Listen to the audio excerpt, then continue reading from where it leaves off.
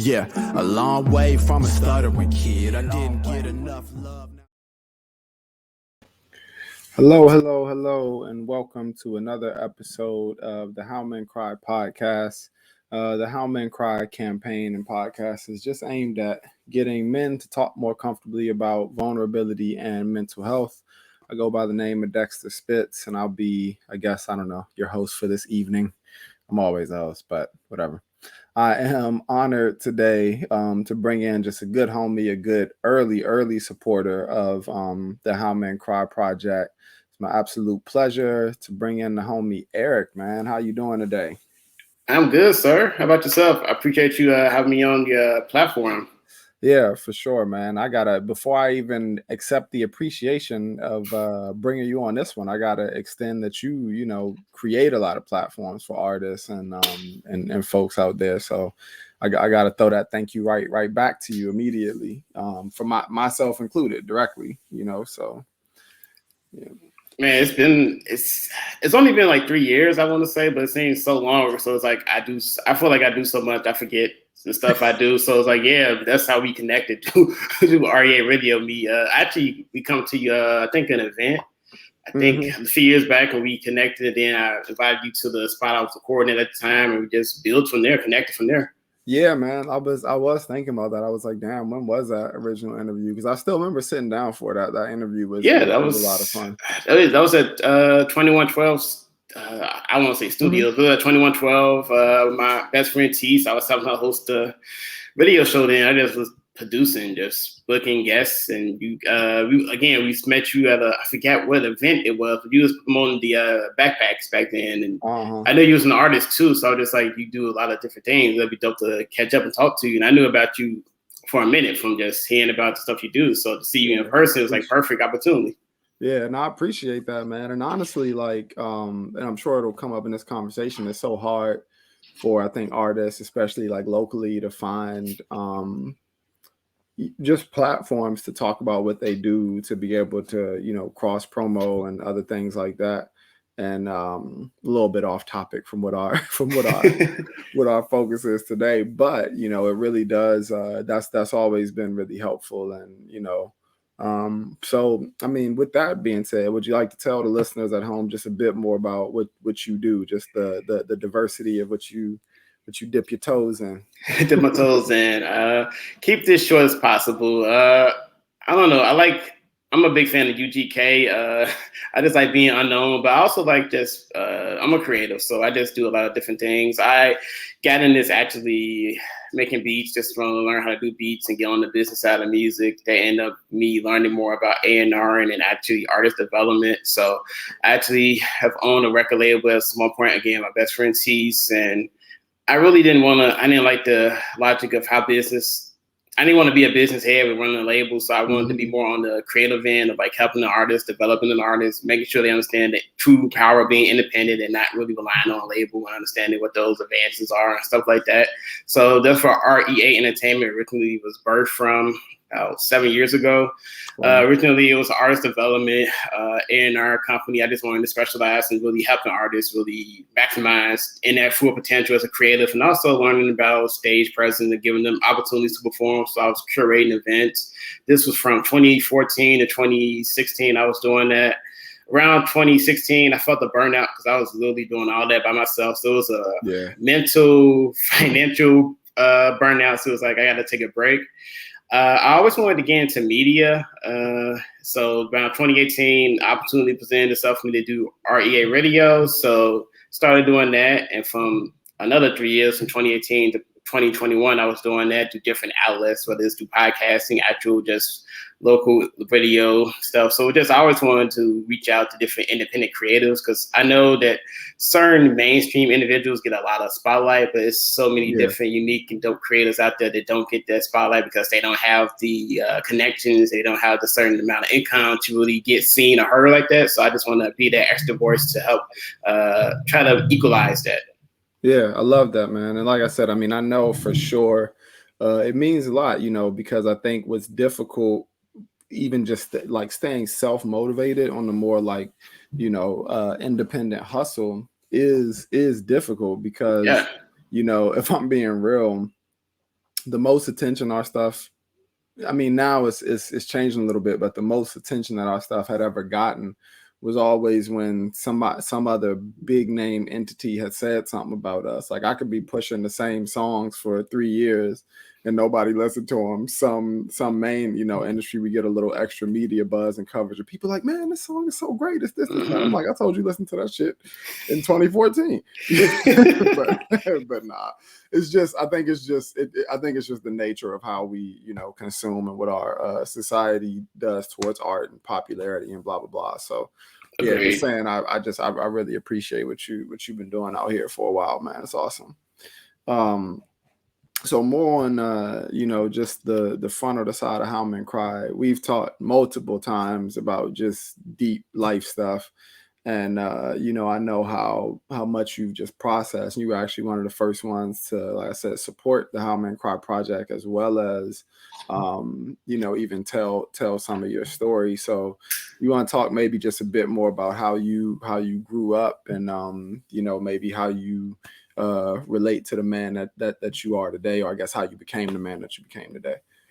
Yeah. It's, for me personally, it's still a learning process, just because sometimes I have to go back to my childhood to see like where I was to where I am now. So I'm the youngest of 6 kids, 3 brothers, 2 sisters. So I've always had a more, I won't say a better relationship. I've always kept in touch with my sister that's closest to me in age versus anybody else. I don't know if it's because of the age range, but me and my brothers, when I was younger, I wanted to be like them so bad. You know, just that whole thing of just, you know, I'm looking up to somebody, so I look up to them. I want to dress like them. I want to be like them. I want to get the girls like they get the girls. And it's like, I don't know. At some point, I got older and I realized that really wasn't what I wanted to be. So just growing up, I felt, even though I was close to my sister, at the same time, I was really felt like I didn't communicate a lot with different people. I was really quiet. I was an introvert at an early age. I mean, back then it was just being looked at as being shy. I just don't like talking. I'm just weird. But in reality, just looking back, I was just an introvert. I just like being to myself. I didn't want anybody to really know how I felt and express my feelings. And some of the stuff I was going through back then, it just, a lot of that built up and bottled up into anger too. Now that I think about it, I was not necessarily the super angry kid, but the littlest things would piss me off. So I could definitely get into a fight if something just, I don't know where this happened. I didn't know how to really express myself. I didn't know in what form, how to really express how I feel. And I didn't know that it was okay to really just, you know, scream and just talk about it. I just thought it was just, you know, as a young growing individual, I just thought it was okay for me to just bottle it up and just, you know, go through the day just, you know, living. Yeah, man. And I think that one's something, bro. I can definitely resonate with that, my own personal situation. I think that one's hard. That's in particular hard to grow out of. Especially because I was having a conversation with Brizzy actually a minute ago. Brizzy Dank, shout out to Brizzy Danks, Pack a Dank.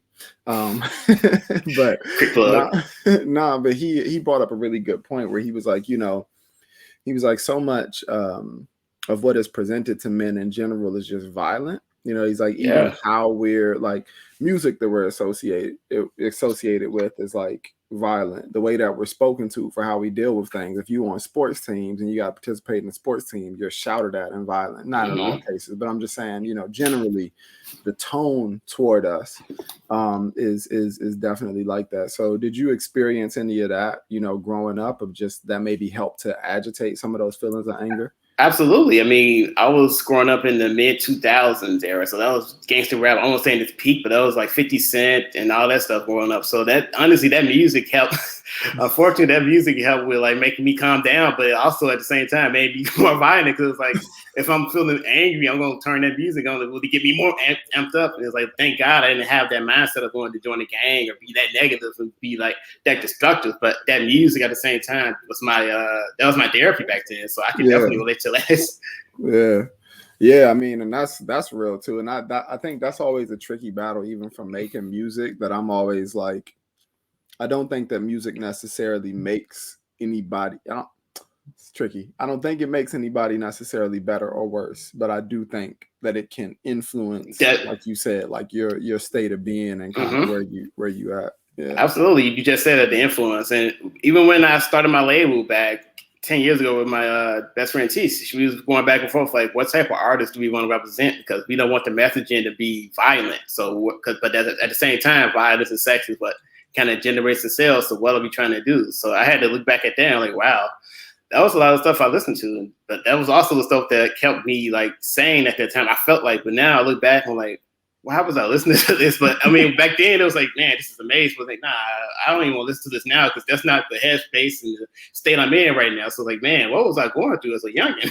Yo, it's funny you say that because like me and the homies, we was all listening to 3-6 and just random. And I don't mean 3-6 people got introduced 3-6 when they got mainstream. You go back and really listen to real old 3-6, it ain't nothing nice. Not at all. Insane, you know what I'm saying? And I think you're right where it's like, you know, you're finding those places that kind of resonating with it. But how did you, I guess maybe when did you kind of realize that you had such an affinity for arts and for music and in general? Early age. I said I started making beats. I actually started writing poetry, man. I think high school. My English teacher in 7th, 8th grade. I always give her the credit. Her name is White. She I don't know what it was. She just made us write some of the most impactful things in words, and just if you had the ability to think it, just put it in the pen and paper and let it come to life. So I was a dope. I think I was a decent writer back then. So that led to me getting into poetry in high school, and then just linking up with like-minded people that wanted to do the same thing. And honestly, listening to that gangster rap music was like, man, this sounds amazing. I want to be a part of this. Like, how can I figure out how to do this? Like, listening to Dr. Dre's 2001 is kind of what got me into wanting to get into hip hop because it's like the sounds on that was so amazing. It's like, how did he do this? Like, how did you come up with stuff like this? So that's what clicked in my head. Like, I want to do this. I really want to become a producer. I want to find a dope piano player, dope bass player. I want to make some crazy shit like this, and let's just jam out. So that's where it started, and then it just progressed once I learned more about the business side and just how that stuff actually happens and how you actually make money in the industry. It kind of adapted to where I'm at now, with it just like, okay, on this end, it seems like it's cool and all, but you gotta really know what it takes and really know what you gotta know. You gotta know some people to get in tune with where you gotta go in life with this stuff. You can't just do it on your own. You really gotta build a team, and that team has to really be equipped to handle the stuff that's gonna come your way because it's not gonna be easy. Yeah, no, I feel that too. Like, and especially just from the standpoint of kind of resonate. I did the same thing. Like, I was writing poetry and other stuff like that first. And it kind of it happened sort of around the same time, but definitely was like found it as just like a decent enough, you know, outlet. And so you say, so now your relationship with it has kind of changed. But do you look at music now as like something that can be more therapeutic for you, or you know, something that's I guess like how has your relationship with it changed in terms of what you're willing to listen to now or what you desire to listen to now? Yeah, it's definitely changed. I guess I had to credit my parents for this because, you know, I'm in my 30s, but my parents come from the 60s and 70s. So the soul music, like I was hearing that as a youngin' too. So I was blessed to listen to that stuff. So I listen to a lot more of that now. And also in terms of new stream music, just anything that resonates with me when it comes to peace of mind and things that's more so on the therapeutic side, people being honest and not the whole violence and not the whole over sexualized. Like, I get it. There's a time and place for that. And that's a certain group of demographic that's for that. I feel like I've passed that range because I'm not in that place anymore. So when I hear it, I hear it from the standpoint of a 30-plus-year-old. It's like, kind of been there, done that. It's nothing that's fazed me. And to be honest, I heard a lot worse than this. If you're going to be talking about how controversial this stuff is, to me, this is like PG versus what I was seeing as a youngin'. So it's like whatever, but I don't even phase it. It don't phase me because I don't really pay attention to that. But stuff that's like speaking to the peace of mind and where I'm trying to be in my life when it comes to just spiritually, mentally, and physically, that's the stuff I listen to more. So more alternatives, hip hop, R&B, things like that, the stuff that the mainstream won't necessarily touch, but it's out there. Yeah, no, I love that. And I think there's a lot more lanes for it right now too. I think it's getting easier to have those lanes. So how do you, I'm going to switch gears a little bit. So how do you relate to the word vulnerability, man? Because I think, I mean, one, since knowing you, that's never, at least, you know, we haven't talked directly about the word, but that action in general has never seemed to be too much of a like issue for you. So what does the word vulnerability mean to you? That's a good question. What does it mean to me?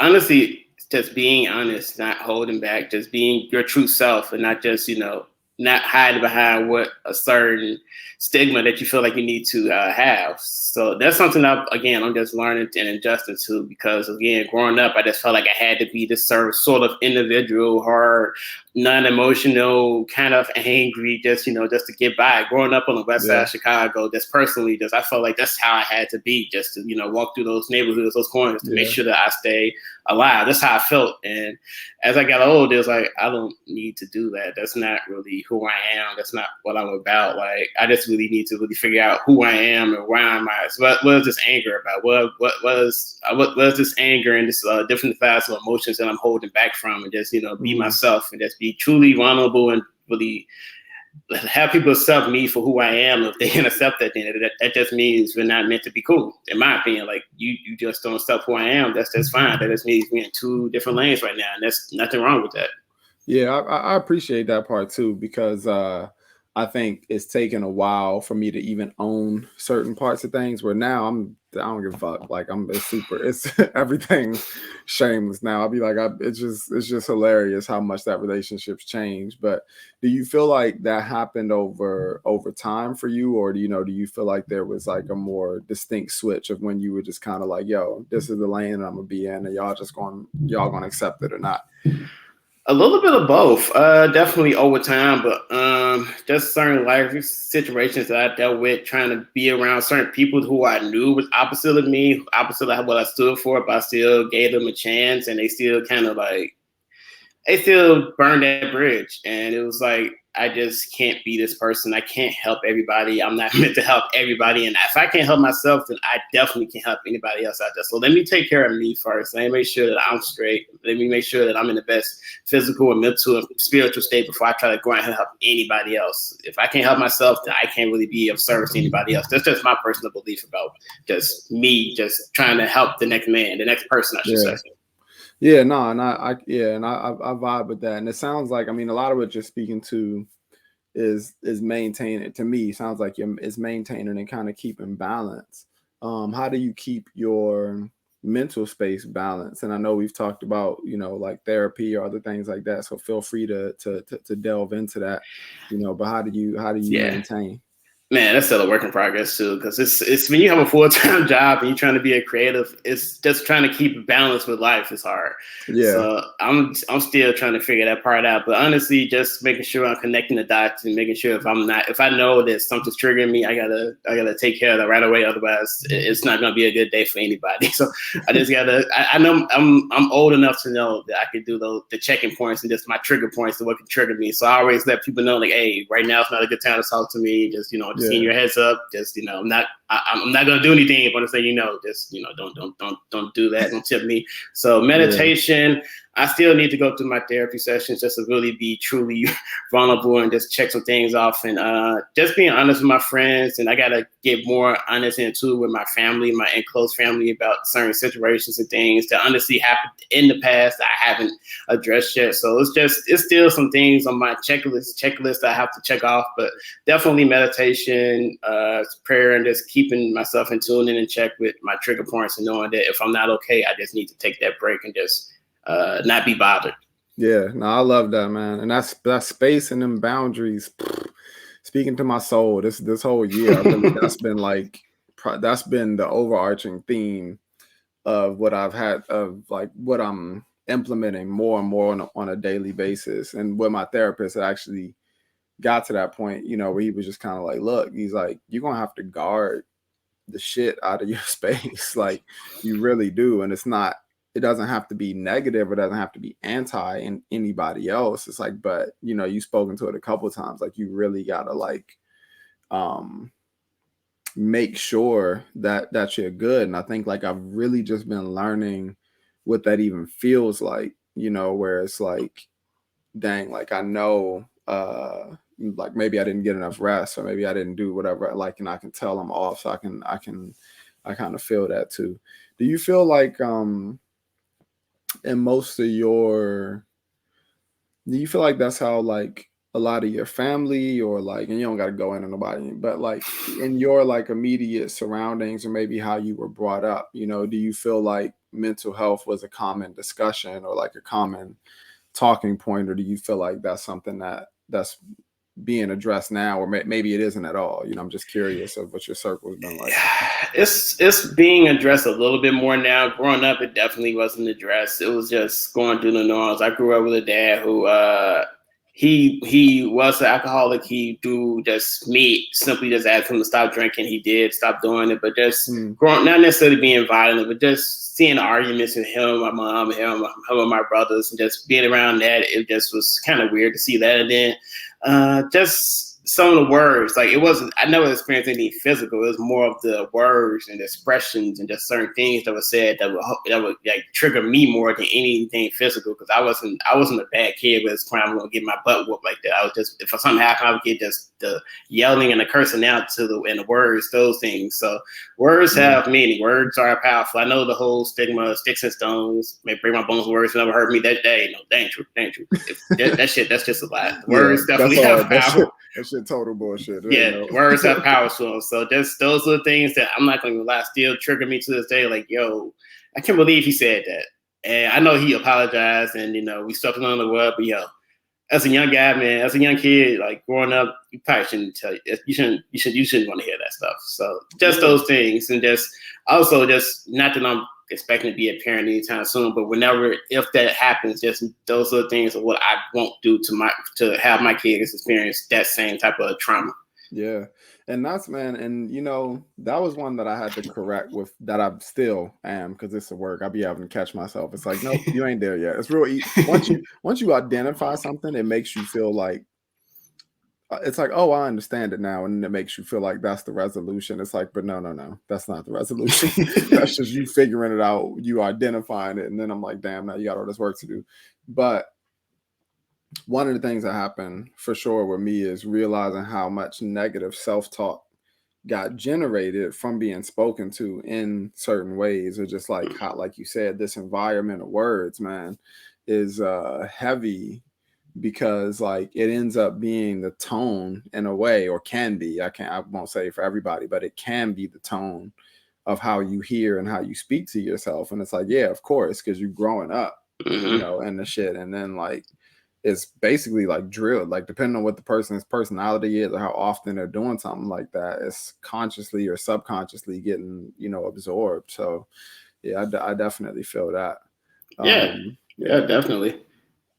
So would you say, so how do you feel like you're able to heal from some of those, previous things? Like how do you kind of nurture yourself today out of them circumstances?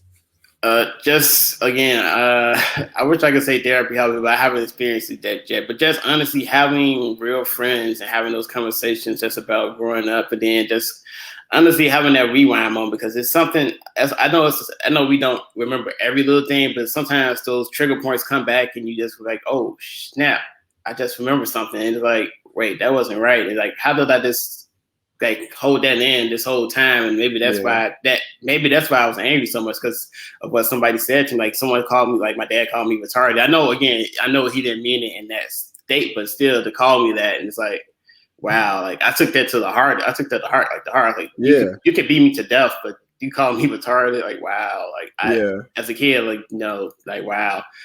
Yeah, so things like that, and those, again, he apologized and he didn't mean it to that landscape, and he's an amazing dad. But just knowing the better way to express and how to talk to your kids, and just those little things. So just honestly, just looking back at that and seeing the flaws of that, and then saying I gotta really make sure that I'm a better person to not do those same things, whether it's somebody I know, whether it's my own seed, anybody like that. Like I don't want anybody to feel the way I felt at that moment when I heard that. Yeah. And and that's another interesting one. Let's switch to a little view.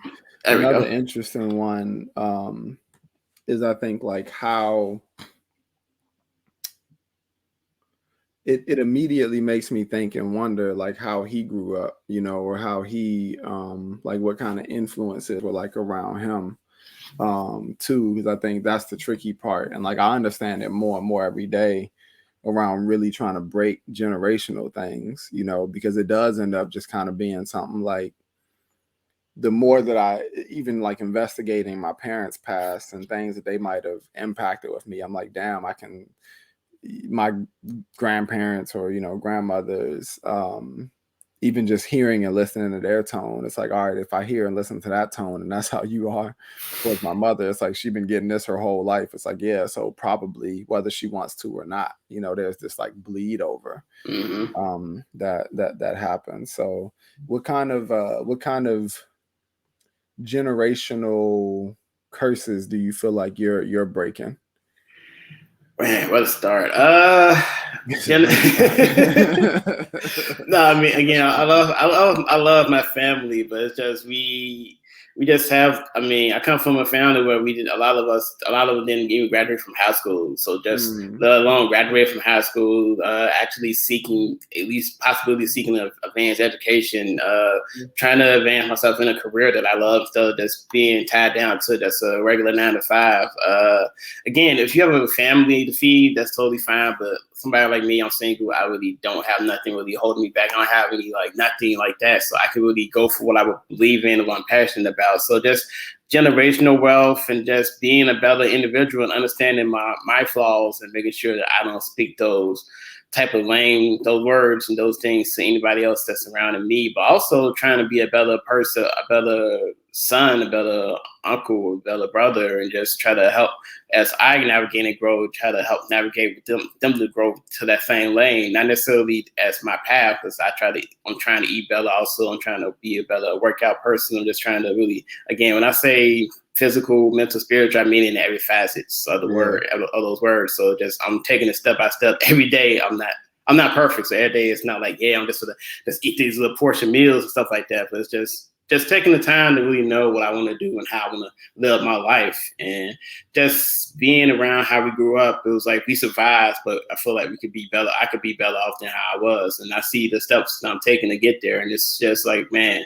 if I could just keep going this route, just create this next wave for the next generation to know that you don't have to be tied down like this. You don't have to be locked in just this certain field to just live. Like I feel like we were born to just not just live a life or just working a 9 to 5 and that's it. Like we have the possibility to do anything for our minds. So we just got to really buckle down and really figure it out.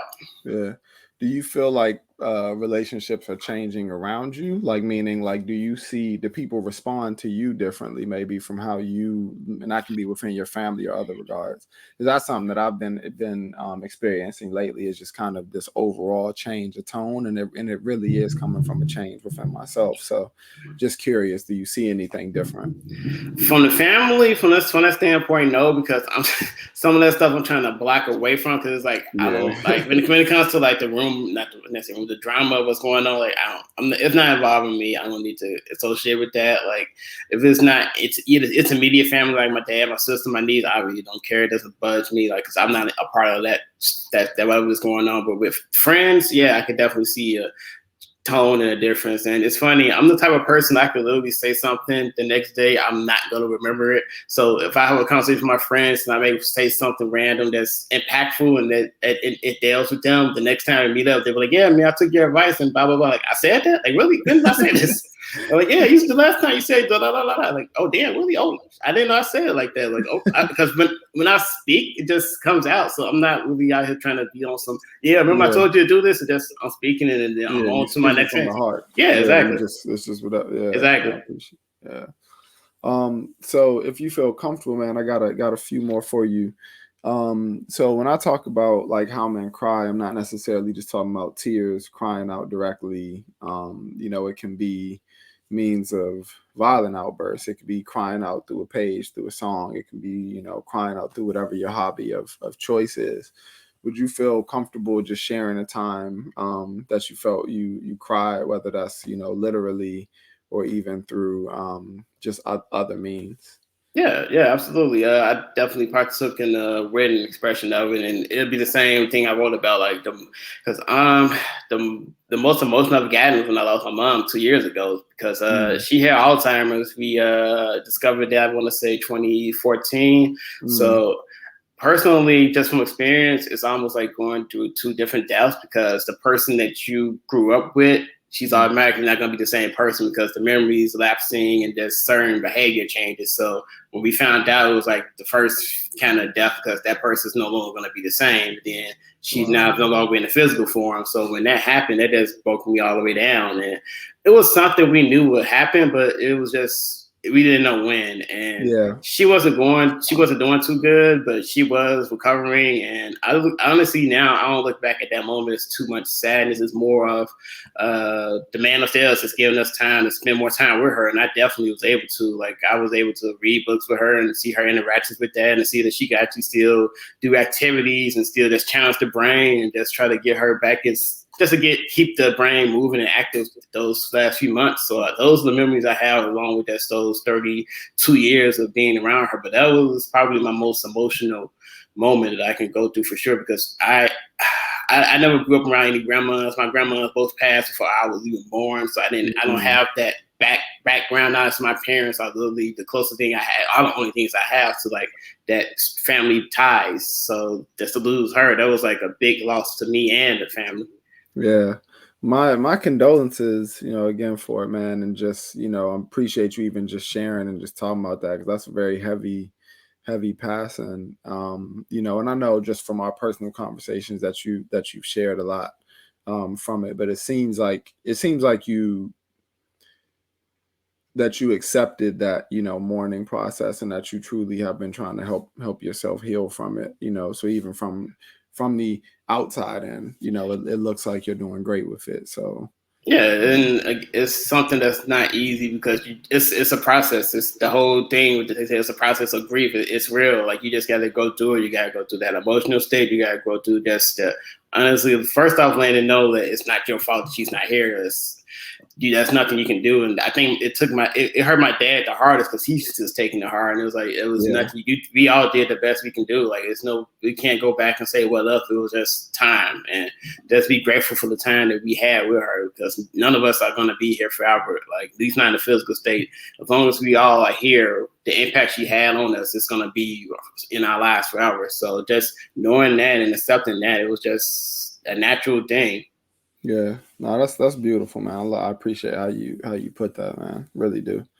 And I'm sure, she'd be more than proud, because you out here getting it, and juice and just a real stand-up dude. So appreciate that. So a couple more for you. And this one's kind of philosophical-ish, but in the nature of these questions,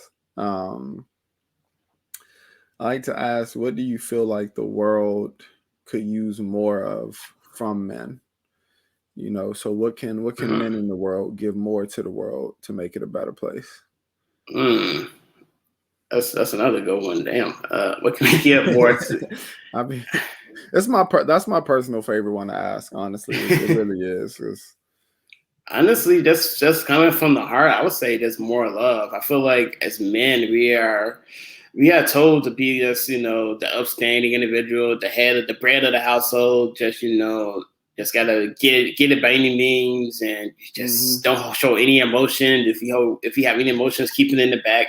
I just think, honestly, being more genuine, being more open, being more vulnerable, and expressing and showing love, and just eliminating this whole mindset of competition and just being in competition with each other. It's like, I feel like everybody has a place to do something, and it's like there shouldn't be a certain amount of individuals that should just be able to do it. So just to eliminate the whole stigma of hate and just competition and just anything negative like that, and just showing more love and respect and actually just embracing each other more and having open conversations like this, I think would do a lot. And just honestly reaching back to the younger generation too, because they're the ones who are seeing how we're being brought up if we're in their lives. So it's triggering them. It's like whether it's an absent father or just a father that's just really in the child's life and just not really in the true child's life, and stand for being truly genuine, because they may be going through something they don't know yet, but just honestly just opening up the vulnerability and just being more open and just showing more love.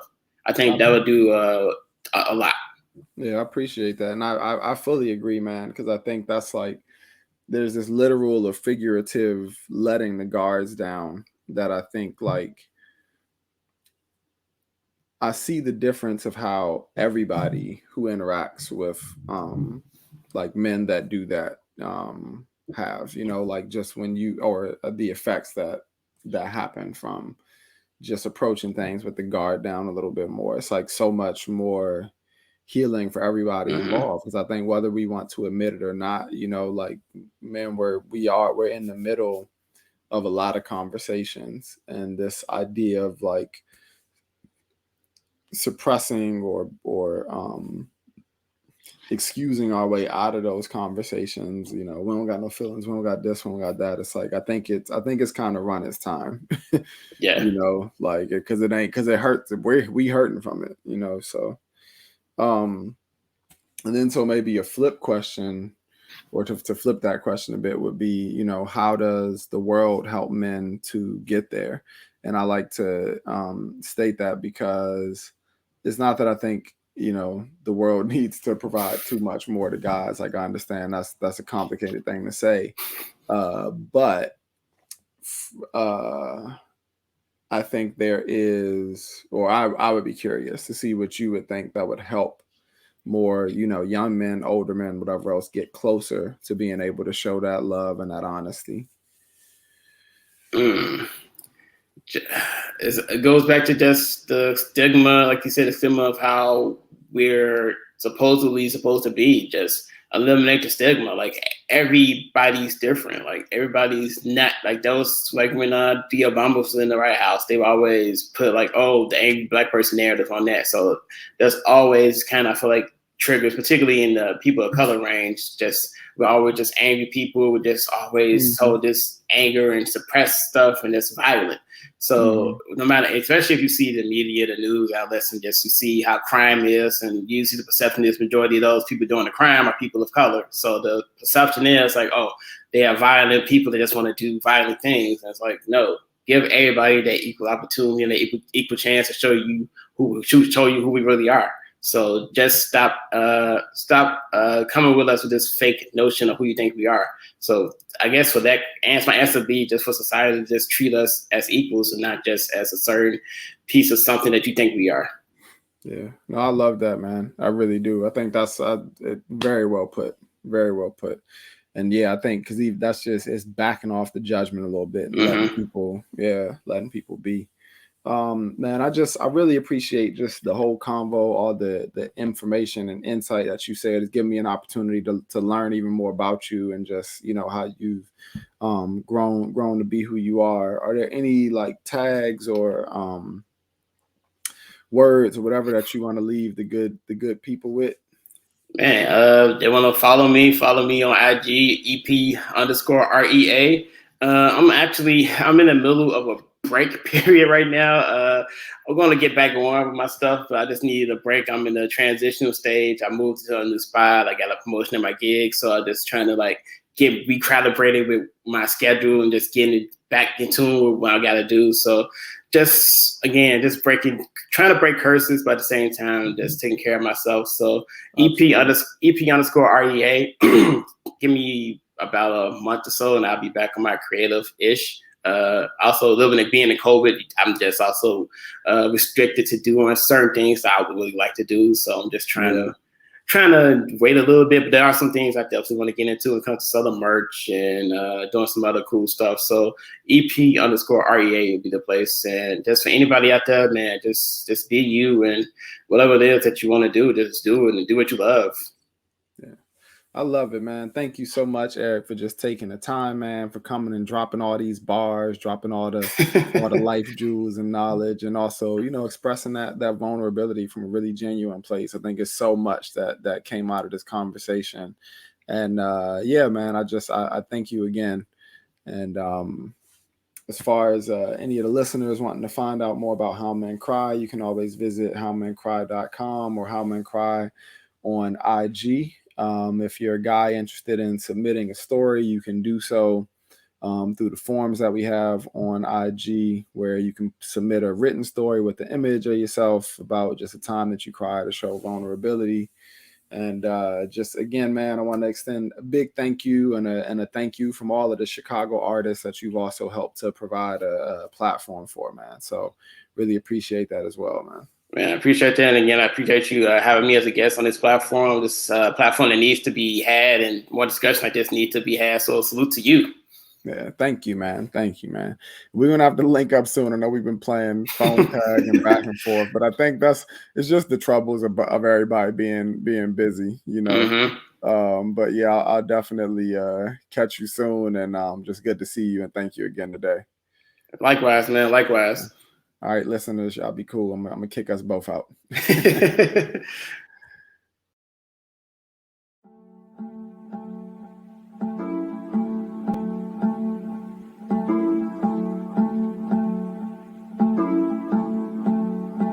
Yeah, a long way from a stuttering kid. I didn't get enough.